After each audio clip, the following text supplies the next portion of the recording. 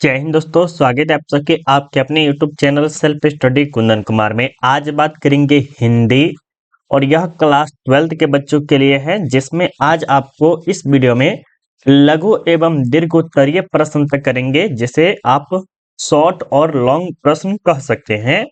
और ये जो है पहला सेट है हिंदी का।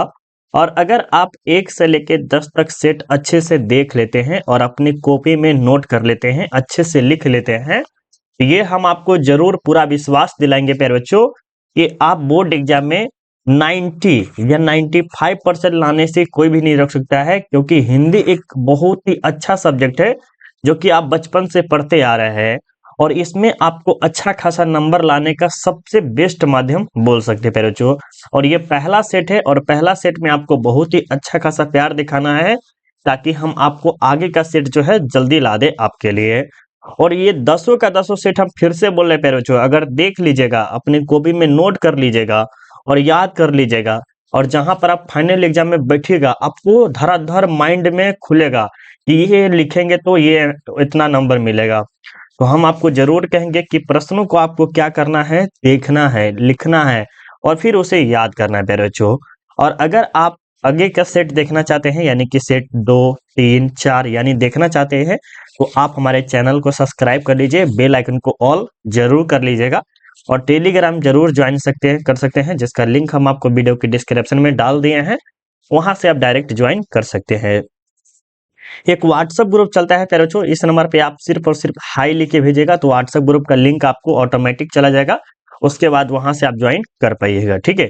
अब चलिए हम यहाँ से क्लास को स्टार्ट करते हैं। क्लास जो है थोड़ा सा और इम्पोर्टेंट होगा, क्योंकि हम आपको अच्छे से समझाएंगे और आपको वाकई में इतना अच्छे से समझाएंगे कि आपको वीडियो में ही अधिकतर प्रश्न जो है समझ में आ जाएगा। थोड़ा सा आपको लिखना भी पड़ेगा, ठीक है। पहला प्रश्न जो कि 1 नंबर में आपको दिखाई दे रहा होगा, थोड़ा सा कलर चेंज कर लेते हैं। और यहाँ पर 1 नंबर में क्या कहा जा रहा है प्यारे बच्चों, डायरी क्या है। डायरी क्या है प्यारे बच्चों, ये एक प्रकार का कह सकते हैं हमारे जीवन में जो भी घटनाएं होती है या जो हम चीज सीखते हैं, या कोई आदमी हमको ठुकरा दिया या कोई आदमी हमको पीटा या हम किस रास्ते पे चल रहे हैं, इन्हीं को लिखना डायरी कहलाता है सर। और डायरी कौन लिखे हैं सर, तो मल्य साहब जी लिखे हैं। कौन लिखे हैं, मल्य साहब लिखे हैं, जो कि हंसते हुए मेरा अकेलापन पाठ से लिया गया है, ठीक है। अब चलिए इसका उत्तर देखते हैं अच्छे से। डायरी वह साहित्य है जो प्रतिदिन की घटनाओं एवं अनुभवों का वर्णन होता है। अभी जस्ट हम आपने बोला है कि डायरी में क्या होता है, आपके जो दिन में क्या हुआ, रात में क्या हुआ, अपने सफर के दौरान क्या क्या घटना हुआ, इन अनुभवों को क्या होता है प्यारे बच्चों, लिखना पड़ता है, यानी वर्णित होता है। डायरी व्यक्ति के जीवन का दर्पण है। दर्पण मतलब क्या होता है सर, आईना। और डायरी के माध्यम से आप जान सकते हैं कि कौन व्यक्ति किस तरह का है। जैसे मान लेते हैं मल्य जी, ये कैसे थे, इनके पिताजी कैसे थे, इनके माँ कैसे थी, इनके जीवन कैसे कटा, इनके बारे में आप सिर्फ और सिर्फ जान सकते हैं किसके माध्यम से, डायरी के माध्यम से, जो कि हर व्यक्ति नहीं लिखता है। जैसे हम ही है या आप है, वो आप नहीं लिखिएगा। आप लास्ट में जब आप सक्सेसफुल आदमी बन जाइएगा तब सोचिएगा कि चलो एक लिखते हैं, तो अलग लेवल का बात हो जाता है बाद में, ठीक है। लेखक मल्यज के अनुसार डायरी का लिखा जाना एक कठिन कार्य है। बिल्कुल सर, क्योंकि इसमें जो है ना, कठिन कार्य क्यों है, क्योंकि इसमें सिर्फ और सिर्फ सच्चाई लिखा जाता है। अगर आप झूठ लिखिएगा तो यह कि मेरे पास ये था बंगला, ये मस्जिद ये था, वो फलना चिना था, तो ये डायरी क्या होता है, ये झूठ में आ जाएगा। क्या हो जाएगा, झूठ में। जो आपके पास है, जिसमें आप गरीबी में जिए हैं, अगर वैसे लिखते हैं तो ये क्या होता है, बहुत ही कठिन कार्य है। यह वही व्यक्ति लिख सकता है जिसका जीवन नियमित, नियमित यानी कि टाइम टेबल, संयमित यानी कि पूरा रूल फॉलो करता हो। डायरी आलसी, लापरवाह, लक्ष्य विहीन, दिशाहीन व्यक्ति नहीं लिख सकता है।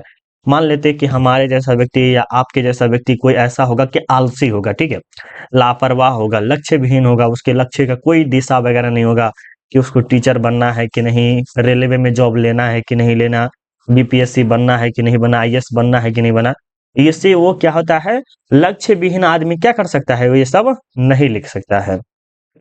इसमें मल्लेज यह भी बताया है कि आदमी अर्थात को जीता ही नहीं, अर्थात को रचता भी है। और रचने और भोगने का रिश्ता जो होता है पहले तो क्या कहलाता है, द्वंदात्मक कहलाता है। वेरी वेरी इंपॉर्टेंट पॉइंट, इसे आप एक बार कमेंट कर सकते हैं कि रचने और भोगने का रिश्ता क्या कहलाता है, तो द्वंद्वात्मक कहलाता है।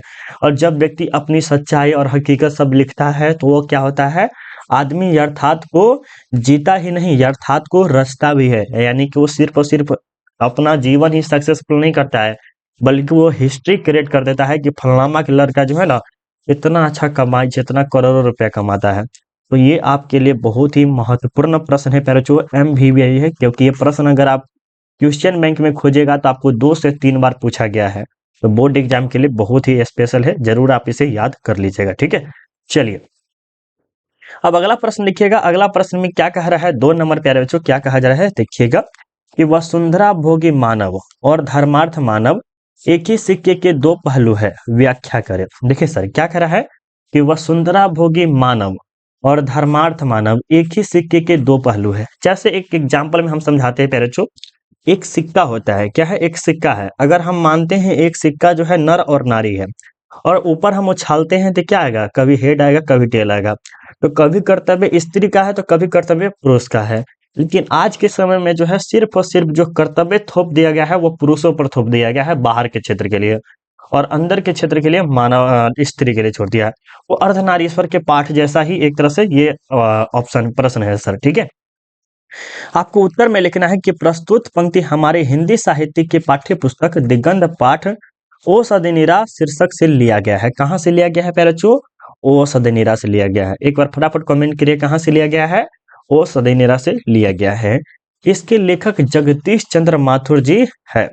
इस वाक्य में कवि ने गंडक नदी के किनारे स्थित वनों के विनाश के लिए मानव की भोगवादी तथा धर्मार्थ की प्रवृत्ति को बताया है। यानी कि भोगवादी की उन्होंने कितना पेड़ों को छक्रम बंद कर दिया है, जिस तरह से हमने स्त्री को घर में रख दिया है और पुरुष को बाहर रख दिया है, उसी तरह से अपने स्वार्थ के कारण हमने क्या किया है, मानव जो कि पूरा का पूरा पेड़ यानी कि भोगवादी पूरा कर दिए हैं और धर्मार्थ प्रवृत्ति को बताया है। कवि कहते हैं कि मानव की यह प्रवृत्ति होती है कि वह पृथ्वी पर एकत्र समाज राज्य स्थापित करे। सही बात है। हम सबका कर्तव्य क्या है कि हम सब मिलजुल के रहे, किसी में मारपीट न करे, एक साम्राज्य रहे, हमारे बीच में हिंदू और मुस्लिम में एकता होनी चाहिए तथा इसके लिए वह दिन रात प्रयास में लगा रहे। और हम मुस्लिम हिंदू सिख ईसाई ये सब जो है एक रहे, उसके लिए हम सबको क्या करना चाहिए, दिन और रात प्रयत्न करना चाहिए, प्रयास करना चाहिए कि हम सब साथ रहे। इसके लिए वह मानव मर्यादा को भी दांव पर लगा देता है तथा स्वयं को सबसे बड़ा धर्मार्थ सिद्ध करने का प्रयास करता है। धर्मार्थ मतलब कि अपने धर्म के प्रति वो करना चाहता है, ठीक है। तो इस टाइप का ये प्रश्न थोड़ा सा इंपॉर्टेंट है पेरेचो। अगर कहा जाए तो ये आपको सब्जेक्टिव में 5 नंबर का भी प्रश्न है और ये 2 नंबर का प्रश्न भी, ये भी बहुत बार प्रश्न पूछा गया। हम इतना आपको कहेंगे पेरेचो, कम से कम मेरा 4 से 5 सेट देख लीजिए, 10 सेट देखने की कोई जरूरत नहीं है, कम से कम 4 से 5 सेट मेरा देख लीजिएगा ना, तो ये हम आपको 100% कहेंगे कि आपका 20 प्रश्न में 10 इजीली बन जाएगा। इतना हम आपको 100 कहेंगे, इतना प्रश्न हम आपको 10 से 40 से 50 प्रश्न पढ़ाएंगे, लगेगा कि सर बहुत ही पढ़ लिए और बहुत प्रश्न समझ में आ भी रहा है, ठीक है। तो जरूर कहेंगे कि अच्छे से देखिए, अच्छा लगेगा आपको।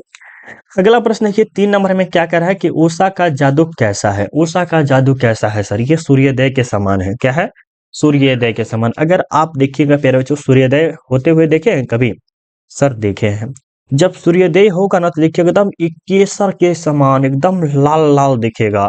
वो लाल देखने में आपको इतना मोहक लगेगा, इतना अच्छा लगेगा कि सर वाह क्या प्राकृतिक है। प्राकृतिक जब डूबती है तब और उगती है तब, 2 टाइम अगर आप देखिएगा ना तो मन लगेगा कि वाह क्या नजारा है, देखने का मन ही मन करेगा। तो यही कहा जा रहा है कि उषा का जादू कैसे टूटता है।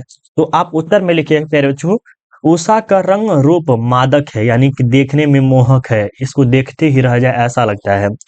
उसका आगमन और भी अधिक मद भरा है, यानी कि उसका आगमन जब वो निकलता है, जब वो सूर्योदय होता है प्यारे बच्चों, तो एकदम मद भरा है, ये मधुर के द्वारा पूरा हलचल मचा देता है, चारों ओर हलचल मचा देता है। देखिएगा जब सूर्योदय होगा तो पक्षी चहक उठेगा, वो अपना अथी करने लगता है और उसका प्रभाव भी विलक्षण है। कुछ ही क्षण में क्या होता है, जादू का ही प्रभाव रहता है। ये जो विलक्षण रहता है कुछ ही देर के लिए रहता है।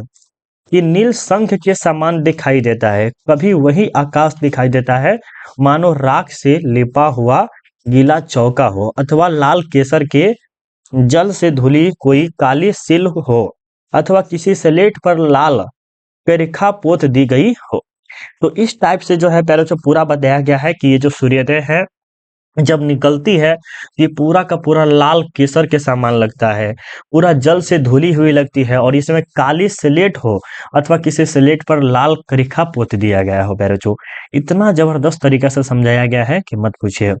अगला प्रश्न आगे देखिएगा क्या कह रहा है, यह उषा का ही प्रभाव है कि वह अपना जादू भरी प्रभावी ढंग से बिखरे देती है और यह सब सूर्योदय से पूर्व करती है। यानी कि जब सूर्योदय पूरी तरह से नहीं हो जाती है उससे पूर्व थोड़ा ही देर, कहा जाए तो 5 मिनट 10 मिनट ही आपको ये सब नजारा देखने को मिलेगा। कभी विश्वास नहीं हो तो छत पे चले जाइएगा और छत पे जाके कभी बढ़िया से सूर्योदय को देखिएगा और कितना चहक जैसा उठेगा, लगेगा कि वाह सर क्या प्राकृतिक का मौसम रहता है, उस टाइप का आपको लगेगा। और ये भी प्रश्न बोर्ड एग्जाम में बहुत बार पूछा गया है तो वेरी वेरी है, जरूर आप याद कर लीजिएगा। देखिए प्यारे बच्चों एक बात तो हम जरूर कहेंगे, बिना कॉपी में लिखे आपको 100% याद नहीं होगा, तो रिक्वेस्ट है कि आप इसे कॉपी में एक बार जरूर लिखिए, आपके लिए ही हम बोलेंगे अच्छा रहेगा। ठीक है, चलिए सर, अब ये 4 नंबर प्रश्न करने से पहले एक छोटा सा रिक्वेस्ट है कि आप सब जो है अभी तक वीडियो को लाइक नहीं किए हैं, क्योंकि आप सब वीडियो देखते हैं बट लाइक करना भूल जाते हैं। तो आपसे रिक्वेस्ट है सभी विद्यार्थी से, सभी विद्यार्थीगण छात्र और छात्राएं जिसमें लड़का और लड़की दोनों है प्यारे बच्चों, आप सभी से लाइक करने का एक ऑप्शन आता है प्यारे बच्चों, क्या करना है, लाइक करना है। प्लीज रिक्वेस्ट है जितने बच्चे हैं वो सारे के सारे लाइक कर दीजिए, अच्छा रहेगा प्यारे बच्चों, हम भी इसी प्रकार का आगे का वीडियो लाते रहेंगे अगर आप लाइक वगैरह करिएगा तो। ठीक है, कर दीजिए। अब अगला प्रश्न देखिएगा, अगला प्रश्न में क्या कहा जा रहा है प्यारे बच्चों, अगला प्रश्न को देखिएगा बढ़िया से। कहा जा रहा है कि कृष्ण खाते समय क्या क्या करते हैं, यानी कि कृष्ण भगवान जो है कभी खाते खाते क्या करते हैं। हिंदू धर्म में ज्यादा खासकर इसके बारे में जानकारी होगा।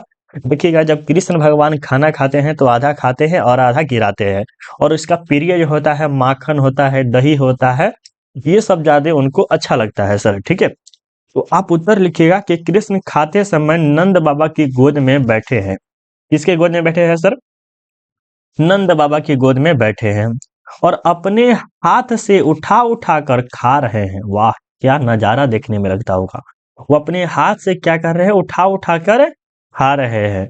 वह थोड़ा सा खाते हैं और अधिक धरती पर गिरा देते हैं, यानी कि वो थोड़ा सा ही खाते हैं, थोड़ा सा, आप जो सोच सकते हैं वो थोड़ा सा ही खाते हैं और धरती पे क्या करते हैं, गिरा देते हैं। वह भोज्य पदार्थ को अपने हाथ से उठाते हैं, अनेक पदार्थ उनके सामने रखी रहती है, पर दही उनको सर्वाधिक प्रिय है। दही हो गया, मक्खन हो गया, ये सब जो है उनको क्या होता है, बहुत ही प्रिय है, क्योंकि दही और मक्खन जो है इनके लिए सौभाग्य कह सकते हैं, सर्वोपरि माना जाता है। ठीक है, जब वह मिश्री दही मक्खन मिलाकर अपने मुंह में डालते हैं तो उस समय शोभा देखने की ही कुछ अलग मिलती है। अगर आप, आपके घर में कोई बच्चा है छोटा सा, अगर वो बच्चा अगर आप बहुत ही सुंदर है, देखने में नजारा अच्छा खासा है, तो उसके कपड़ा उपड़ा पहना दीजिए बढ़िया से, एकदम लगेगा कि एक बाल उल छोड़ दीजिए, और उस जब माखन जब खाएगा या कोई भी चीज जब खाएगा तो देखने में जो नजारा होता है, शोभा देखने में इतना अच्छा लगता है, मनमोहक रहता है।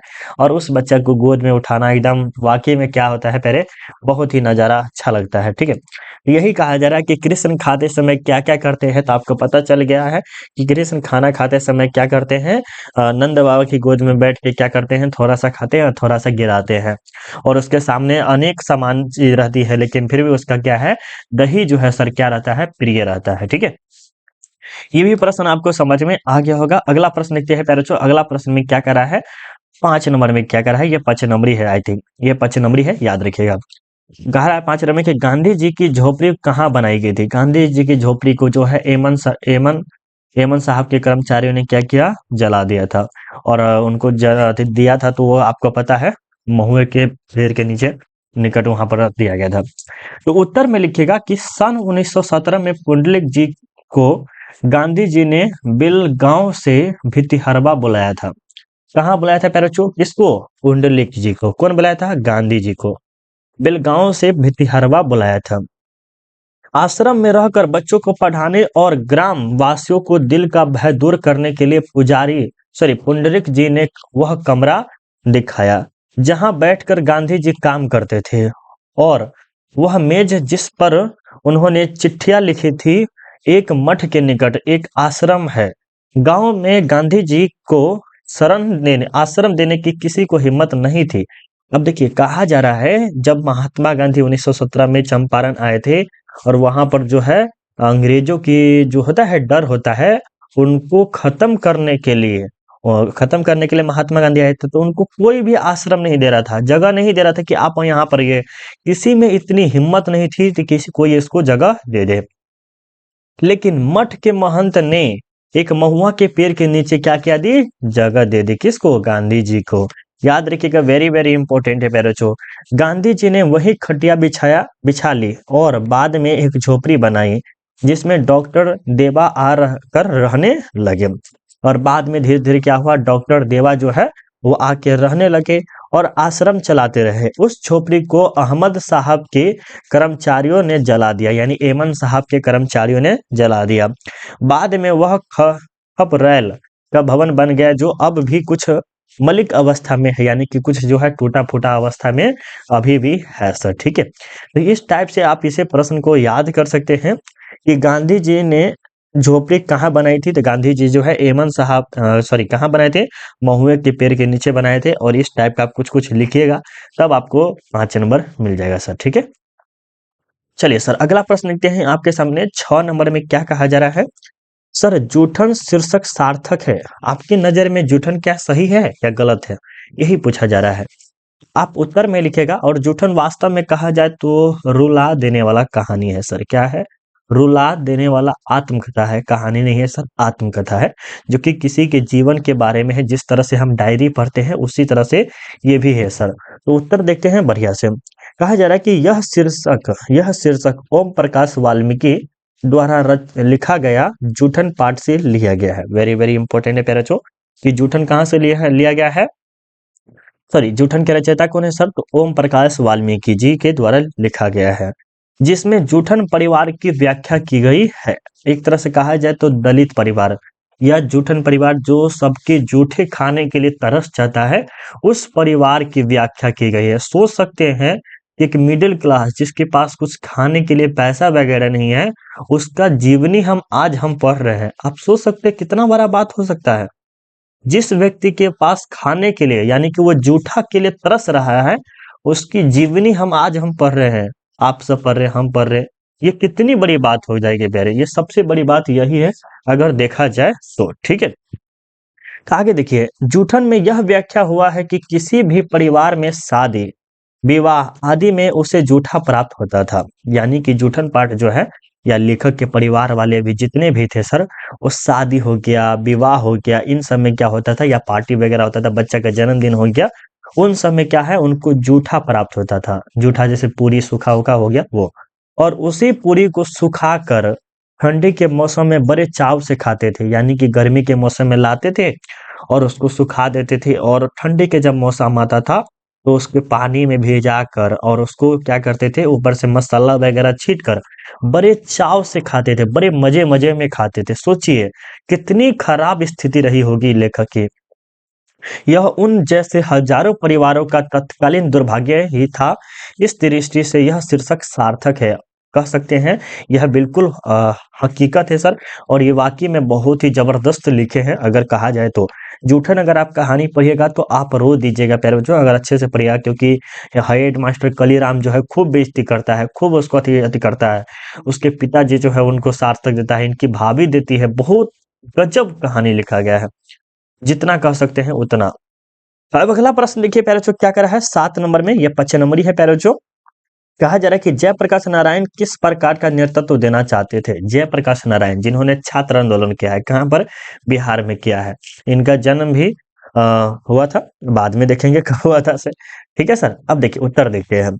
उत्तर में देखिए कि प्रस्तुत पंक्ति जयप्रकाश नारायण द्वारा रचित संपूर्ण पाठ से लिया गया है। कहाँ से लिया गया है प्यारे बच्चों, संपूर्ण क्रांति पाठ से लिया गया है। यह एक प्रकार का भाषण है प्यारे बच्चों। क्या है, यह एक प्रकार का क्या है, भाषण है, जो कि वेरी वेरी इंपॉर्टेंट पॉइंट है, याद रखिएगा।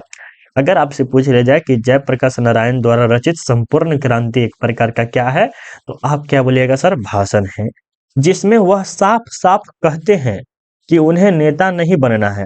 कौन कहते हैं? जयप्रकाश नारायण, कि बाबा हमको इनसे दूर रहना है, नेता वगैरह हमको नहीं बनना है बउआ रे। मुझे यह भी मंजूर नहीं कि कोई मुझे डिटेक्ट करे, यानी कि मुझे एक रिमोट के तौर पे मुझे चलाए। कोई रिमोट रखा हुआ है और वो जैसा करेगा वैसे हम करेंगे, वो हम नहीं चाहते हैं। कि जयप्रकाश नारायण तुम्हें यह करना है। साथ ही साथ उन्होंने एक और सलाह दिया है कि सभी का बात सुनेंगे, बात समझेंगे, सबकी बात सुनूंगा, छात्रों की बात जितना ज्यादा होगा, जितना भी समय मेरे पास होगा मैं समझूंगा। देखिए कितना जबरदस्त बात बोले हैं। थोड़ा सा और आगे ऊपर कर लेते हैं। उनके उनसे बहस करूंगा और अधिक से अधिक उनकी बात भी स्वीकार करूंगा। जनसंघर्ष समिति की भी बात सुन लूंगा, पर फैसला मेरा ही होगा। सबको आज्ञा माननी होगी, तभी इस नेतृत्व का कुछ मतलब होगा। अब इनका कहना है, जयप्रकाश नारायण का, कि बाबू रे हमको नेता वेता नहीं बनना है। तुम जो कहोगे यानी रिमोट की तरह तुम चलाओगे, हम नहीं चलेंगे, ठीक है। तुम मुझे छात्र आंदोलन का नेता मानते हो, प्रिय मानते हो, ठीक है, हम तुम्हारे बात मानेंगे, तुम्हारा बात सुनेंगे, समझेंगे, सुनूंगा, और छात्रों यानी कि जो युवा लोग हैं उसका बात तो और ज्यादा सुनूंगा जितना मेरे पास समय होगा, क्योंकि ये वृद्धावस्था में थे, 70-80 साल के हो गए थे। समझूंगा, बहस करूंगा, आपसे बातचीत करूंगा कि ऐसे ऐसे होना चाहिए, ऐसे ऐसे होना चाहिए। अधिक से अधिक उनकी बात भी स्वीकार करूंगा, छात्रों का बात जो है अधिक से अधिक स्वीकार करूंगा। जन संघर्ष समिति के जो क्रांतिकारी नेता हो गया उनकी भी बात सुनूंगा, पर फैसला मेरा होगा। ये बहुत बड़ा पॉइंट लिखा है सर। तुम जो कह लो ठीक है, लेकिन मेरा जो फैसला होगा वो हम कहेंगे, और ये आज्ञा सबको क्या होगी? माननी होगी, तब इसका नेतृत्व का कुछ मतलब होगा। ये जयप्रकाश नारायण कहते हैं, जो कि वाकई में बहुत ही जबरदस्त और वेरी वेरी इंपॉर्टेंट आपके बोर्ड एग्जाम के लिए है प्यारे बच्चों, ठीक है। चलिए 8वां नंबर प्रश्न देखते हैं, क्या कहा जा रहा है 8वां नंबर प्रश्न में, कि छत्रसाल का तलवार कैसा है, वर्णन कीजिए। छत्रसाल का तलवार कैसा है, वर्णन करिए। उत्तर में लिखेगा कि छत्रसाल की तीक्ष्ण धार वाली चमचमाती तलवार जब मायान से निकलती है तो वह प्रलय के सूर्य की तीव्र किरण से समान प्रतीत होती है। अब यहाँ पर कहना क्या चाहती है ये समझिए। ये जो छत्रसाल है, जो कि बहुत ही शक्तिशाली, बहुत ही वीर बहादुर रहता है।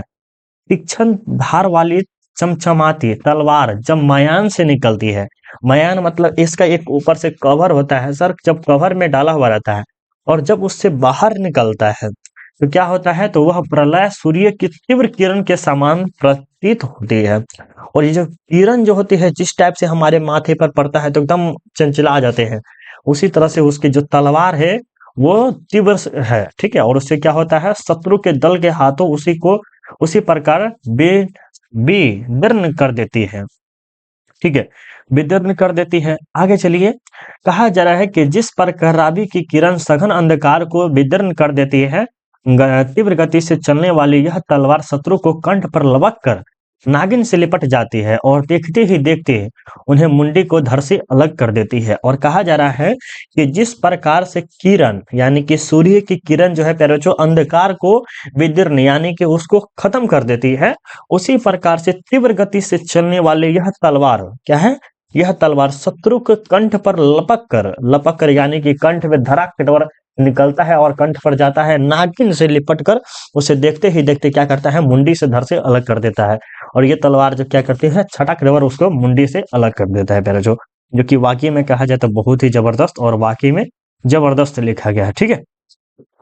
ये 9वां नंबर प्रश्न में क्या कहा जा रहा है, देखिएगा, कि तुलसी को किस वस्तु की भूख है। अरे बाबू अब लाइक कर दीजिए बाबू, अब ज्यादा प्रश्न नहीं बचा है, फटाफट लाइक करिए। तो थोड़ा सा तब तक 1 मिनट तो आप सब जब तक लाइक करिएगा तब तक हम एक बार थोड़ा सा सांस ले लेके क्या बोलना है, ठीक है। चलिए कर दिए लाइक, बहुत बहुत दिल वाले हैं तो लाइक कर दे भाई, कर दिए ना, बहुत बहुत धन्यवाद, कर दिए। तो उत्तर में लिखिएगा कि तुलसी मात्र यही चाहते हैं कि सीता माता थोड़ी उनकी सिफारिश कर दे। यह ध्यान रहे कि आप मेरी सिफारिश तभी करें जब अवसर अनुकूल हो। देखिए सर, प्रतिकूल अगर रहता ना तो खराब रहता है। प्रतिकूल का मतलब होता है गुस्सा और अनुकूल का मतलब होता है शांत। ये जो है कौन? तुलसीदास कहते हैं कि आप हमारी सिफारिश यानी कि आप हमारा बात तभी करिएगा जब अवसर अनुकूल हो यानी कि शांति का माहौल हो, श्री राम प्रसन्न चिंत हो और प्रायः अकेले हो। देखिए, अगर वहां पर सभा में बहुत आदमी हैं और चिंता में है, एकदम गुस्सा में है, तो उस समय बोलना अच्छा नहीं होगा। ये वे यह भी पूछेंगे कि यह कौन है, तो बता देना कि मैं दिनहीन हूँ और उन्हीं का नाम लेकर क्या करता हूँ, उदर भरता हूँ, यानी कि सर पेट भरता हूँ। जो कि तुलसीदास जो है बहुत ही वाक्य में बहुत ही अपने अच्छे शब्द और व्यवहार के साथ लिखे हैं, किसके प्रति, श्री राम जी के प्रति, और सीता माता से सिफारिश करवाती है। ठीक है, चलिए सर, ये आपका 10 नंबर प्रश्न जो कि लास्ट प्रश्न कह सकते हैं पैरचो। यहाँ पर क्या कह रहा है अगला प्रश्न में, देखिए, धनी सो पुरुष जिस जस कीर्ति जब फूल मरे पे मरे न बासु। यहाँ पर कह रहा है कि फूल मर जाता है लेकिन उसका गुण जो होता है सर वो कभी नहीं मरता है, तो यही कह रहा है कि फूल मरे पे मरे न बासु। तो अब यहाँ पर उत्तर देखिए क्या कह रहा है कि प्रस्तुत पंक्ति मलिक मोहम्मद जायसी द्वारा रचित करबक पाठ से लिया गया है। इसमें मलिक मोहम्मद जायसी यह भी कहते हैं कि रत्न सेन और पद्मावती की चर्चा करते हुए जायसी यह संकेत करते हैं कि पुष्प श्रेष्ठ है, उसकी कृति महान होती है। ये मलिक मोहम्मद जैसे ऐसा क्यों कहते हैं, फूल मरे पे मरे ना वासुम। इनका कहने का कारण सिर्फ और सिर्फ दर्पण है। क्या है सर, दर्पण, क्योंकि इनका चेहरा जो है ना थोड़ा सा दाग के समान हो गया, यानी कि उनका चेहरा जो है देखने में भद्दर लग रहा था, किसका, करबकची मलिक मोहम्मद जायसी जी का। तो इन्होंने कहा है कि जो व्यक्ति अभी चला गया है उन्होंने उसका गुण देखा होगा, नहीं देखा, चेहरा देखा है, नहीं देखा, लेकिन उन्होंने क्या छोड़ के गया है, छाप, कि वो अच्छे व्यक्ति थे, अच्छा काम करके गया है, इस टाइप का उन्होंने सोचकर उन्होंने लिखा है, और जो कि वाकई में बहुत ही अच्छा खासा है। ठीक है, अब चलिए प्यारे बच्चों, अब का जो है सेट 2 जो है जल्दी ही आ जाएगा। बस आपको क्या करना है, लाइक करना है। और अगर आपको अगर टेस्ट देना है प्यारे बच्चों तो उसके लिए सिंपली क्या करना है, आपको गूगल पे आ जाना है। गूगल पे आने के बाद यहाँ पर आप सर्च कीजिएगा golden study, GOLDEN, golden study point, जो आपको यूट्यूब चैनल पर दिखाई दे रहा है प्यारे बच्चों, सॉरी यहाँ पर दिखाई दे गोल्डन स्टडी पॉइंट। आप गूगल पे जब सर्च कीजिएगा और उसके बाद जब फर्स्ट लिंक ओपन होगा इस टाइप का आप देख पा रहे हैं, यहाँ पर आपको लोगो भी दिखेगा। इस पे आपको क्या करना है सर, क्लिक करना है। ठीक है सर, यहाँ पे क्लिक करने के बाद आपको क्या करना है पहले, थोड़ा सा वेट करिएगा और थोड़ा सा नीचे आइएगा तो यहाँ पर आपको एक लेटेस्ट अपडेट दिखाएगा और एक ऑनलाइन टेस्ट का ऑप्शन दिखाएगा। तो आपको ऑनलाइन टेस्ट पे क्लिक करना है। ऑनलाइन टेस्ट पे क्लिक करने के बाद ये सब ऑफर खुलेगा, तो ये सब पर क्लिक कर दीजिएगा, थोड़ा सा हम सब के लिए अच्छा रहता है पहले जो। उसके जस्ट नीचे आइएगा तो हिस्ट्री का टेस्ट दे सकते हैं, ये आपका पॉलिटिकल साइंस का टेस्ट है, हिंदी का टेस्ट है पहले जो, ज्योग्राफी का टेस्ट है, आपका ये हिस्ट्री का टेस्ट है। जैसे मुझे मान लेते हैं अभी मुझे हिंदी का टेस्ट देना है, देखिए ये हिंदी का टेस्ट है ना, 40 में आपको 30 सही करके देखना है। इसी वाले पे आपको क्लिक करिएगा। इस पे क्लिक करने के बाद आपको थोड़ा सा वेट करना है प्यारे बच्चों, थोड़ा सा नीचे आइएगा और यहाँ पर देखिएगा स्टार्ट का ऑप्शन आएगा और ये से स्टार्ट पे क्लिक करके आप टेस्ट दे सकते हैं प्यारे बच्चों। ठीक है, कैसा लगा क्लास, आप हमें जरूर एक छोटा सा कमेंट करिएगा। और अगर आपको सेट 2 चाहिए तो आप सेट 2 ऐसे कमेंट जरूर कीजिएगा। ठीक है, अभी के लिए बाय बाय, जय हिंद, जय भारत।